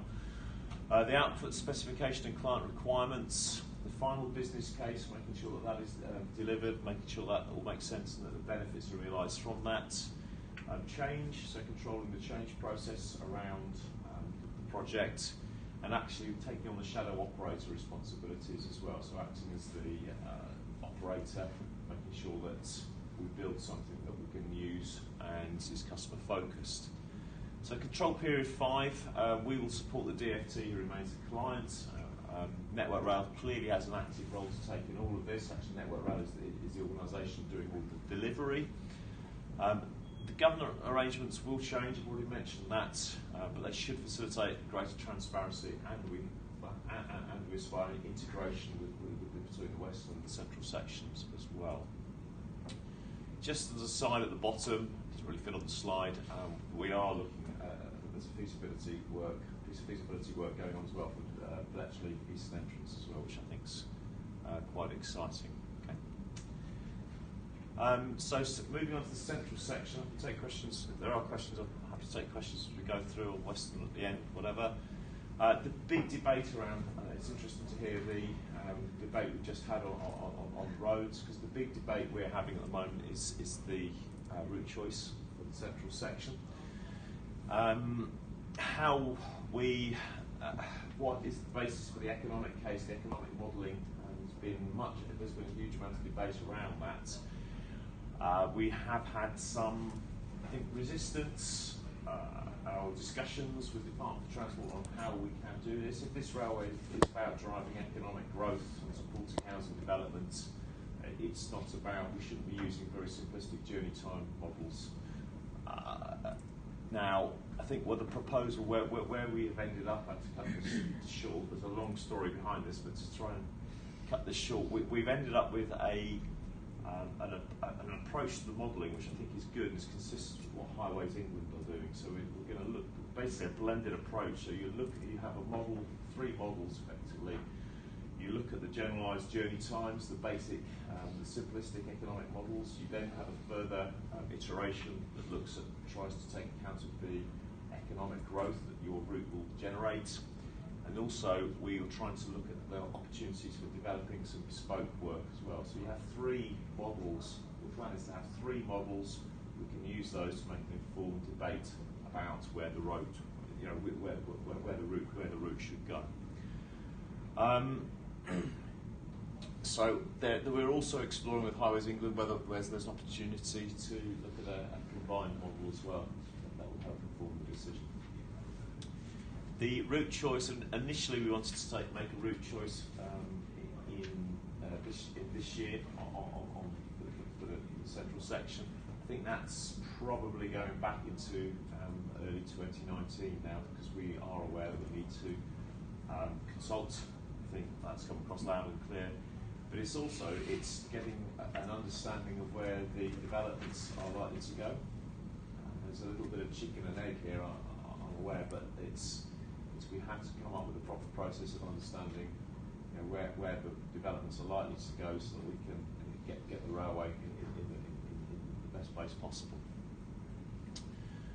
I was asked to comment on the implications on the western section of the route work. Really, this comes down to the Marston Vale line, I think. So back last summer, we commissioned, along with the Department for Transport, some scoping work. Network Rail were very helpful in providing this for us. And this looked at whether we should go, whether the route east went east from Milton Keynes or actually along the Marston Vale. A number of routes were looked at. The initial analysis shows actually to build additional connectivity east of Milton Keynes is poor value for money. So at the moment, that is suggesting that we would continue with the plans to use the Marston Vale line for the connectivity through to Cambridge. Now, that could be revisited if the costs increase on the Marston Vale are dramatic over and above what we expect, but they'd have to be quite dramatic, and that we do want to discuss that in more detail with some of the stakeholders. I think it's if you were drawing this on a map, the actual, from an operational perspective, it would, I think, make sense to go via Milton Keynes, but actually the costs of it and the economics of that are suggesting perhaps that's not the case. So that's where we are. So that was all I really wanted to say. I'm short, but I'm happy to take any questions. Right, awesome. Chairman, just to get a couple of points. The comment about Bletchley, I know colleagues at Milton Keynes have been working with the East West Rail Company, and I just wanted the rest of the floor to know. It's a really good example of how the works in kind approach is working to mutual benefit. It's something that makes East West Railway as a project quite distinct, and I know it's something that people value. So I think it's just worthwhile noting that. And just to emphasise the point that Peter's made, he's right in that we've had a couple of conversations around the emerging governance. The East West Rail Consortium AGM is on the 11th of April, and we're going to use that as an opportunity to take the members, and we've made a particular point of ensuring we get as many members there as possible, because the offer from the company is to see how we can get political and business representatives, perhaps from the local enterprise partnerships, in that, rather than doing it as we do at the moment, potentially through the officer group. So just to emphasise, I think the offer from the company is actually really encouraging, and we'll use the April 11th annual general meeting for the consortium to take to the members and look for their views and steer on that. Any good questions? Good. I think the protocol is really taken from members of the forum. I've seen hands go out in the audience, but told at the last meeting that we would be able to do this. I don't know, suppose I will never take it. We will, apparently. Okay. Let's start with Steve, Nigel, and Rick. We can do this quickly. I was conscious of the time. Yeah, 2 quick points. Firstly, yes, great progress in Bletchley. Really pleased to see that going forward. So thanks for that. The last point you made around Eastwood connectivity for Milton Keynes. Clearly, Milton Keynes Council very disappointed that appears to have been taken off the table for now. We think that's a huge missed opportunity, not just from a parochial point of view. Clearly, we want Eastwood connections, Bedford and Cambridge, direct from Milton Keynes Central, but also wider connection. We think there's a wider requirement for that for Cambridge and Bedford, looking at connectivity to the West Coast Main Line northward, and we really would be keen to see more detail of the business case work that was looked at for that, to see whether we think we can do anything more to help push the case for that. Sorry, to the hand. Nigel. Yeah. Well, I'm delighted to learn that East West Rail Company are consulting so closely with Milton Keynes. Sorry to hear that they're not letting us into that big secret. It may just be me that missed the implications of that, but it wouldn't surprise me. But of course, if you don't know where the developments will go, let me help you. We're recommending allocation in our local plan of 5,000 homes in the Marston Vale, based on there being rail connectivity focused around East-West Rail. We're looking at 4,000 in Arlesey, which wouldn't be particularly impacted by East-West Rail, and we're looking at upwards of 10 to 13,000, which we're not precious about, in the Sandy Thamesford area, and around 6,000 or 7,000, dependent on highways work, in the Biggleswade area.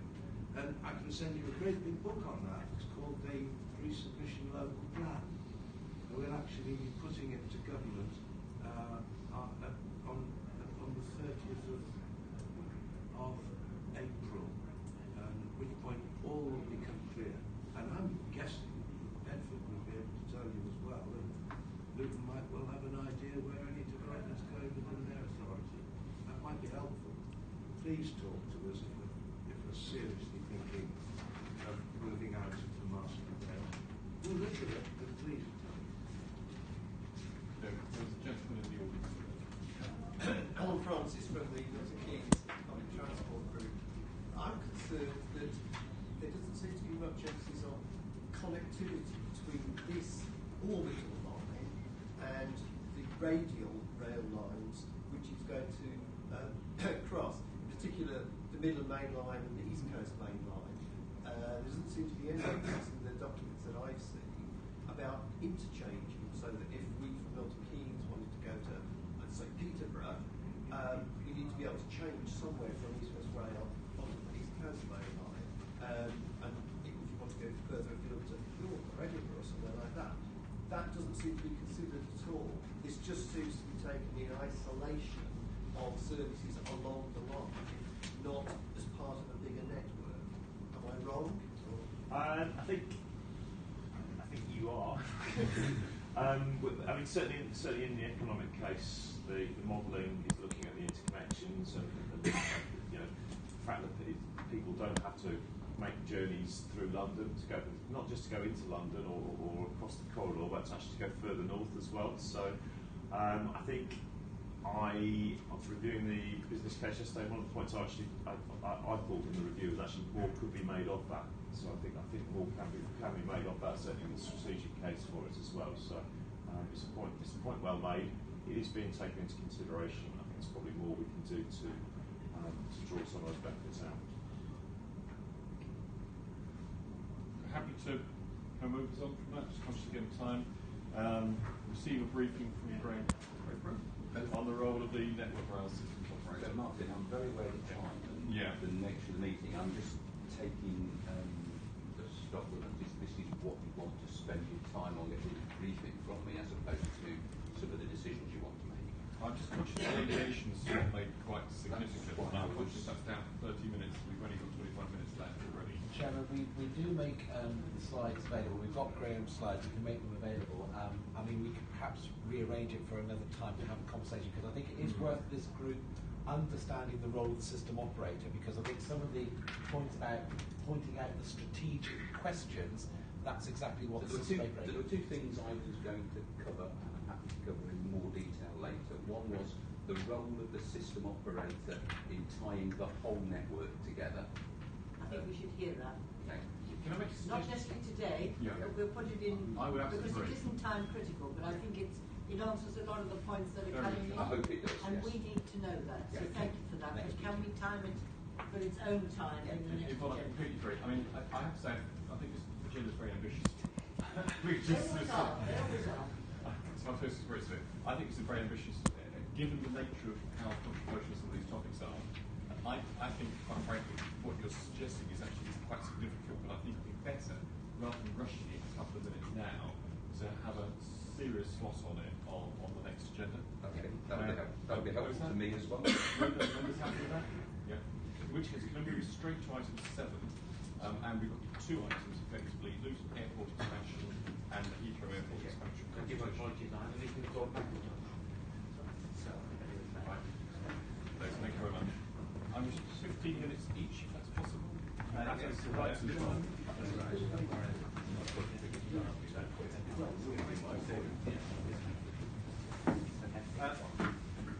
Good afternoon, everyone. For those of you that don't know me, Nick Barton, Chief Executive Officer of Luton Airport. Did I hear right? 15 minutes for this? Well, I've got two items, both of which are quite significant in 30 minutes. 15. I'm assuming 15 minutes each. Yes. Right. Okay. That's good. I shall crack on. What I'm here to do is just give you an update. This is 14 months since I was last here, talking actually, even though we run an airport, about railways. This is more about airports and also perhaps the future for what the airport is likely to be looking at. Just as on a soft point, we're 80 years old this year, so the airport itself has been through a considerable change, and luckily we're just getting to the end of what has been a very difficult 3 years of development. But those of you that have used the airport recently, I hope there's a few in the room, may well have noticed the change, one of which of course is this old building that Prince Charles opened several decades ago is now completely gone, and I think that's a much greater improvement on the Luton landscape because of it. What have we been doing? Well, since we came here in January of 2017, a lot has happened on site. You won't be able to see any of this, but I'm hoping you can see it on your iPads if you have this presentation uploaded. But in essence, the work that we undertook to grow the airport's capacity from 12.6 million to 18 million will be largely complete by the start of the summer. It will be entirely complete by August, and that will achieve its objective of giving 18 million worth of capacity per year. The big change that's happened on this diagram are these colours here, this bit here, this salmon pink line, and also this red bit here, which is hugely exciting. The reason why is the box here represents the fact that we've now got a contract with Luton Borough Council, who are delivering the rail connection from Luton Airport Parkway, which is a superb product which will elevate Luton Airport to where it needs to be, right at the very top of airport offerings in London. To assist with that, we have started work on a second multi-storey car park. So for those of you that ever used the short-stay car park at Luton will have known up until 3 years ago there was no multi-storey car park. There will be now 2 by the end of July of next year.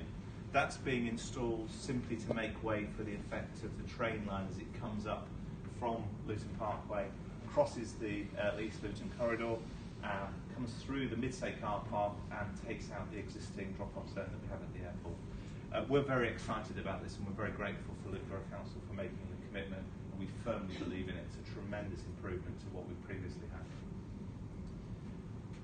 We've nearly finished the works. For any of you who are frequent users, you'll have been very used, and I apologise to the chaos that we have been causing for the last 3 years and the multiple changes that we've had to deploy throughout that period to deliver what we've done. But the bulk of those changes have now stopped, so we can start focusing on improving the customer proposition that Luton needs to deliver.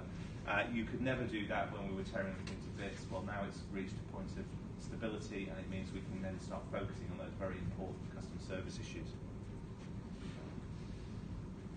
I hope you can see them on your, if you have a copy of this presentation. These are not CAD images, these are real images of openings within the retail area of the terminal. It's only a bit different, I have to say. It's transforming what we used to have.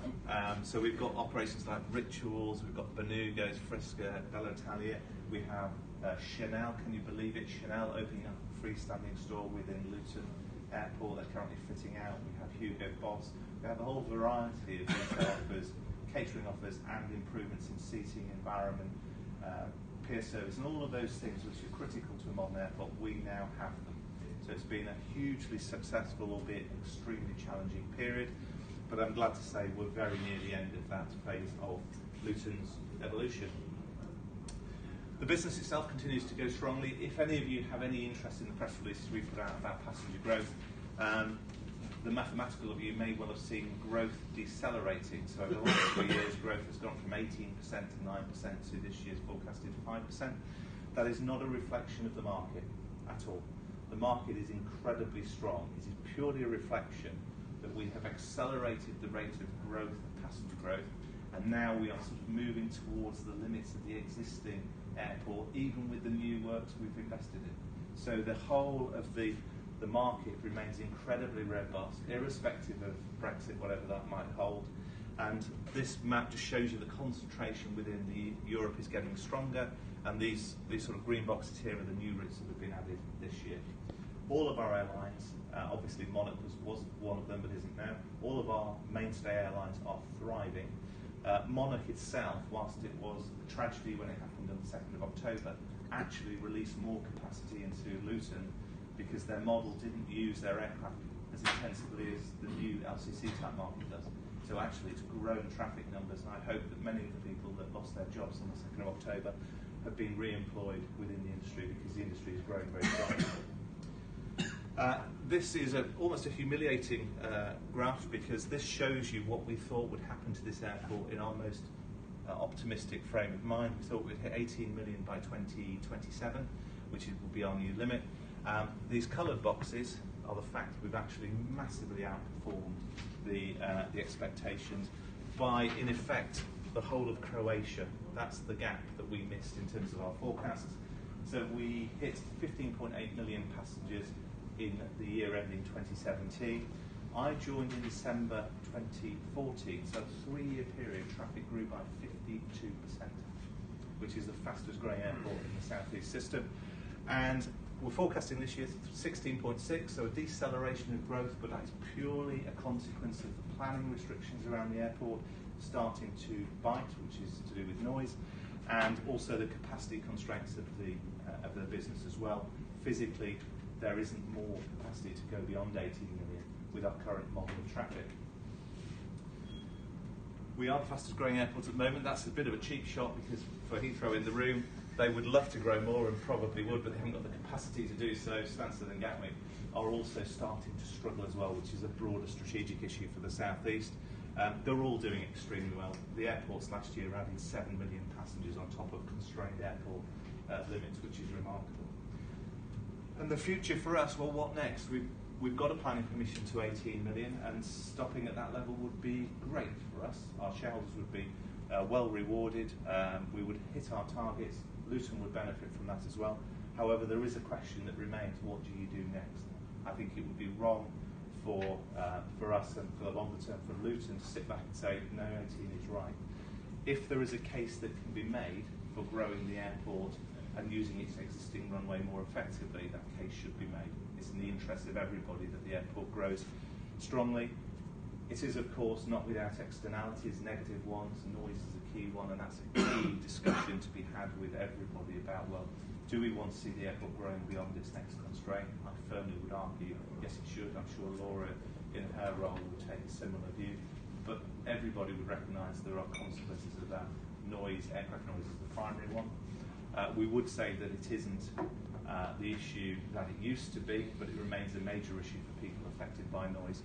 Technology is having a huge benefit for all airports because the new aircraft that are coming to these airports, in some cases, are 50% quieter than the current versions we have. So that's a tremendously encouraging improvement in the industry. But noise remains an issue we will have to address.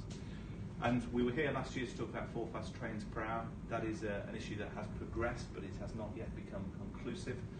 We've made multiple representations to the government. Chris Grayling, I think, is entirely fed up of seeing me because he knows the first words that come out of my mouth will be 4 fast trains per hour, please. We've made the case. We undertook to make sure that any improvement we might get would not come at the disadvantage of anybody else in this region, and we still maintain that as the case. We are now at the phase where the franchisees who have now been selected, there are 4 of them, are talking to us and we're making very strongly the case. What we didn't get, which was frustrating, was we didn't get a mandated requirement under the franchise proposals that would tell them all bidders would have to provide 4 fast trains at Luton. But we have been given good access to them to make the case for the economic side of it, which we believe firmly hasn't changed. If anything, it's slightly improved from last year. And we are going to be making this case until the decision is finally taken sometime this year. So that is a position for us. The future, if we could develop the airport, is really strong. The future for the airport currently is extremely good.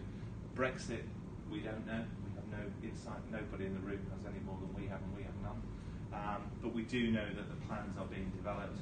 It's not causing any major disruption of any sort that we can tell yet. And we know that our core airlines, EasyJet, Ryanair and Wizz, have all taken action to try and protect and minimise whatever disruption may follow if the Brexit is tending to be hard, whatever that means, versus soft, which is the preferred option. So that's where we stand. I do have time, if you do, for a few questions, but that's the position. Well, I was going to just maybe 2 quick questions, if that's okay. Martin, I think you have one, and I'll take one from any of the... Chairman, just to kind of put this in context, we suggested having a briefing from Luton on that day because whilst we move forward on the transport strategy, we need to understand how it fits within with the opportunities around growth, around the enterprise zone that's around there. But also, if you go back to the rest of the agenda, East West Rail, the eastern section work has flagged up the fact that connectivity from east of Cambridge to places like Luton Airport is important. And going back to the comment made by Councillor Young earlier about the major road network, it's also important to think about in the major road network terms how you go east along things like the A505 corridor and west into Aylesbury Vale District and other parts of the department. So I hope that's also been quite useful in the context with the response to the consultation. That's your next item. There are references to Luton in that. Very quick comment, more than a question. Please all note the reliability of forecasting. So true. What I did want to understand, though, is that you appear to be at capacity in terms of noise permissions or whatever it is that you have in management noise at 15 million.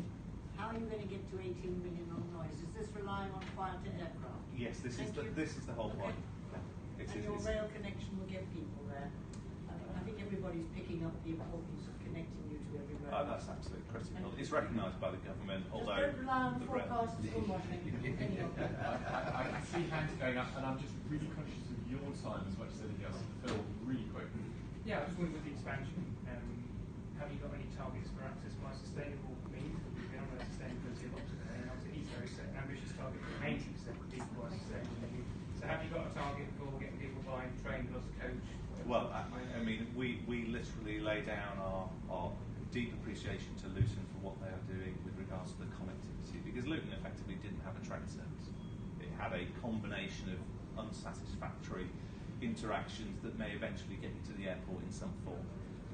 The investment that's been made by the council in the DART product is magnificent, and that will shift more than double the use of the train into the airport from its existing numbers. We're roughly about half where it needs to be, but we didn't have the train station anywhere near the airport as such. DART makes a major intervention in that, but there'll be further improvements as well. So our initial thoughts around that is Luton Airport is on the same line as Gatwick. Currently Gatwick gets about 36% of its passengers by train. London Luton Airport's at around 16-17%. By train, I mean. Yeah, the other thing that we are talking to the airport operator about is the sustainable travel connections and how buses and that wider connectivity come as part of that discussion. We talked about a particular service only last week, so there's an ongoing discussion about that. And I know the feedback that you've all given to us as the local authority when we're talking to you about the airport is that sustainable travel connection. And I think, to be fair, you've put back a challenge to us as the owner of the airport to work harder on some of that. So we've listened and heard, and we'll have to come back to you with some of our now ideas. we're going to do it to the with a time scale. If colleagues will bear with me, I'm going to stop the discussion at that point simply because of time. I've also failed in my very first objective, which was to finish on time, which I'm pretty much going to do. I think the Heathrow issue is so important, we do need to allow good 15 minutes to Heathrow, that's okay with colleagues. So, thank you very much. That's really interesting, very useful. Thank you. And now, I'll work my way around. the role of it's not very often I get that in going out to presentations, but firstly, thank you for having us. Myself and my colleague Cheryl, who will introduce herself later. Can we aim for about 15 minutes? Yeah. So what we'll do is we'll zip through the slides pretty quickly and allow a bit more time for discussion and debate. I'm hoping that's right.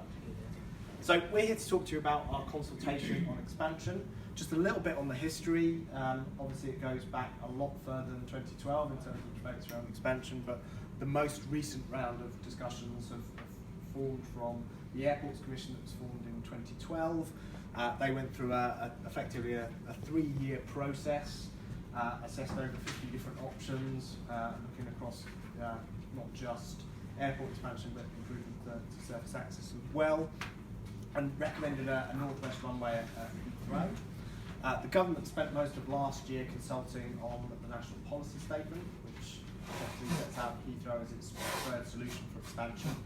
And therefore we are now in the process of undertaking our first consultation on our development consent order, which is effectively the proposals for the airport expansion as promoted by the airport. Just a little bit of background on the national policy statement. Effectively this is a government document that sets out the need case. So we're avoiding the issues that we had with the Terminal 5 inquiry, where a long time spent effectively debating whether or not the additional capacity was needed. It also sets out the key environmental tests that we need to meet to ensure that the impacts are acceptable. And I brought along a copy of the surface access strategy, and there's some really clear targets set in terms of surface access, in terms of not just increasing the proportion of passengers that come by public transport, but also in terms of reducing in absolute terms the number of people who drive to work. So there's some challenging targets, and if we don't meet those and we can't demonstrate how we meet those, similarly with the tests on noise and air quality, we won't get planning permission. So what this does is lays out the expectations for the development of the airport. So there are effectively 3 processes running in parallel. The first one is the national policy statement, which we're expecting the government to lay before the House in the first half of this year, based upon the Secretary of State's previous announcements to the House, and that will go through a vote, and that will effectively establish the policy for allow us to move forward with our development consent order. We're also, progressing in the meantime the development of the scheme and our approaches to tackling the key issues. So we are consulting at the moment also on airspace change. Now, actually, that's something that is happening across the whole of the UK, and Cheryl will talk about later, but is very much irrelevant of whether we expand or not. It's a process we need to go through. So actually it's really important from a consultation perspective that even those that don't support the expansion are very much engaged in that process. So this gives a sense of the scale. of our consultation. The inner ring is the area in which we've sent out leaflets, and around 2 million people, households. 2 million households. 2 million households have received a leaflet, but because of the nature of the consultation and the airspace issues, we've also gone out to the wider ring in terms of advertising, external out-of-house advertising to raise awareness. And obviously we're going through the briefing process of places like this to make sure we raise awareness. So a little bit on what we're consulting on, just to give you an idea of where we are in the process. We're effectively to the left-hand side, where what we've done is we've taken the Airports Commission master plan and we've broken it up into its component parts. And what we've sought to do, with whether that is terminals, whether the exact detail of the runway, the airfield, the road diversions, as you may be aware, we're diverting the M25 as part of this proposal, and also things like we're also diverting eight rivers. So there's quite a lot of work here, and what we're seeking is views on the different options that we have. And as we get that feedback and we do that evaluation, we'll start to piece it into a series of different master plan options which bring together the different components. And once we've done that and engaged further, we'll come forward with a preferred master plan that will be the subject of our second consultation, probably in about a year's time. So this just gives out a little bit, as I talked about, some of the things in terms of the options that we're consulting on, but we're also consulting on our approaches to tackling some of the key issues: noise, air quality, and, as I said, surface access. I'll pass over to Cheryl. Thank you. So yeah, as Chris said on airspace, so this is something, the main point to make, because this is happening regardless of whether Heathrow expands or not. It's happening right across the UK. The airspace structures above us were set sort of 1950s, 60s. It's a bit like if we hadn't changed the road structure since then, but we had the amount of traffic we have on the roads today. So it's hugely inefficient, and it all needs streamlining and making more efficient. So this is happening regardless. Obviously the timing of all this works in well with our expansion project as well, so that we can redesign flight paths and have them ready to go for when the runway opens, if we get the go-ahead in 2026. So that's kind of the background behind what we're doing. So in terms of the airspace change process, it's slightly different from the DCO process. So with the DCO process, we're going through 2 rounds of consultation, the one we're running now, and then there'll be another one next year if the MPS is designated. With this, there'll be 3 stages. So we're aligning 2 of those with the DCO consultations. So we've got the one that's running now. That's not about flight path options. We're going right back to basics and saying what are the design principles that we need to design airspace to. So I'll give you an example in a minute. Then the next stage next year will be design envelopes. So we'll start narrowing geographical areas and saying where will the flight paths potentially be within these areas, and what can you tell us that we need to know about those areas and areas that shouldn't be overflown. So I had an example once of Pinewood Studios. It would be, a disaster fly over Pinewood Studios. It would, film industry and period dramas would be ruined by it. So just things like that. But obviously we know about, things like hospital and stuff, but it's just information like that. And then eventually, after we get consent for the new runway, if we do, then we will actually come back and consult again on the flight path options. So that'll be lines on the ground, people be able to see exactly how they're impacted by that. So the final slide really is just an example of one of the questions we're asking about, should we be minimising the total number of people we're going to overfly when we design air flight paths, or should we actually try and provide some sort of respite so it'll be more people impacted but to a lesser degree? So there's these sorts of questions. We're also asking about whether we should prioritise noise or emissions. So should we take a longer route around areas that aren't over densely populated areas, or go the quickest route, which is less fuel but maybe over denser populated areas? So that's essentially what's happening on the airspace side. And then we'll just be collating all the feedback when the consultation closes on the 28th of March, and that will all go into 2 separate consultation reports that we will produce in time for next year's consultation. And I've got brought along the documents here you're welcome to take with you. There's one on the airport expansion itself and a separate one on airspace modernisation. And these are just the high-level documents. So beneath these, there's thousands and thousands of other documents. But these, have been we've had some good feedback about how sort of clear and simple they are. So yeah, I'll have those out. Any questions quickly? Okay. Okay, great. Can I just say also, I mean, one thing I've actually, because I meet with these guys quite frequently, I've encouraged them to come here as well, because I think it's really important that looking at the Heartlands area that we actually consider the linkage business and economic growth terms down to Heathrow and over to Luton, because if you don't have economic growth, you've got linkages to the global economy, and that's why Heathrow is so important to the whole of the Heartlands area. We need to look at the linkages north and south, and not just east and west. So I'm really grateful that you're here. Thank you very much for that. Open up minutes worth of questions, points.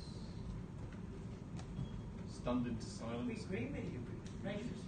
So, Chairman, what you've got before you as a meeting is you've got, as the paper, you've got a proposed response which has had the benefit of input actually from officers at Buckinghamshire Council, but working with others, and you're being asked that, having heard that, having talked about it before, are you content with that as a response? Questions, colleagues? Everyone's nodding frantically, which is great. Just to say, if you want to put the extra runway over either, just take that as a humorous comment, just in case anyone from Ivory is watching the webcast. So that's just